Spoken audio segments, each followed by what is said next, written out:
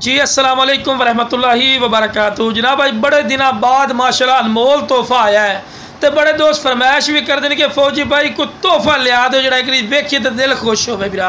आज माशाल्लाह नस्ली पठोरा है तो कोई ऐसा पॉइंट बिरा घट हो माशाल्लाह हर पॉइंट लो जबरदस्त ने। और माशाल्लाह कन्ना दे लापर चेक करो चंगे लंबे कन्न और माशाल्लाह वाइट आँख दे और चंगी झालर जिवें माशाल्लाह वच्छा दी होंदी इस तरह झालर ही सो बिरा। और डबल हड्डी माशाल्लाह तोता फेस बिरा कोई ऐसा पॉइंट नहीं जिहड़ा काम होवे प्योर माशाल्लाह देसी पठोरा ही ने माशाल्लाह लाल माशाल्लाह। कोई वेखो ना जी बड़े दोस्त फरमाइश करते हैं कि फौजी भाई यार शौक रखने हैं तो लख रुपये शौक तो लाई खलोते तो कोई शौक का मज़ा नहीं आ रही है बिरा। ए शौक इन्हें हज़ार रुपये भरो लखा नहीं चीज़ लखा लिए लेकिन हज़ार रुपये भरो तो शौक पूरा करो। माशाल्लाह वेल वेखो चंगी लंबी वेल लंबी गर्दन दोम बिल्कुल सीधी ते पैर मनन क्योंकि तुहानूं वीडियो बिरा बना के चेक करवानी होंदी है ते ला बिरा क्लोज करके चेक करवा रहे हैं बिल्कुल वाइट आँख दे विच ने।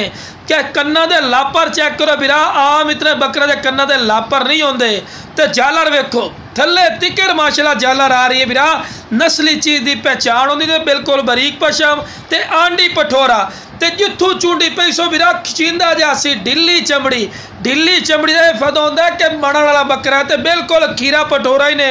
उम्र बिरा दी 6 तो 7 महीने ते लो बिरा टोर फिर के विखा रहे कि कोई लंगड़ा लूला नहीं सेहतमंद और माशाल्लाह एक्टिव ने। तो नखरा भी वेखो अच्छा बिरा नस्ली जी चीज़ होंदी ना उसकी क्वालिटी अपनी होंदी है माशाल्लाह। वेखो जी नखरा खूबसूरती और माशाल्लाह वेल चेक करो हर पॉइंट कोई ऐसा पॉइंट नहीं बिरा कम होवे जेड़ा बिरा शौक रख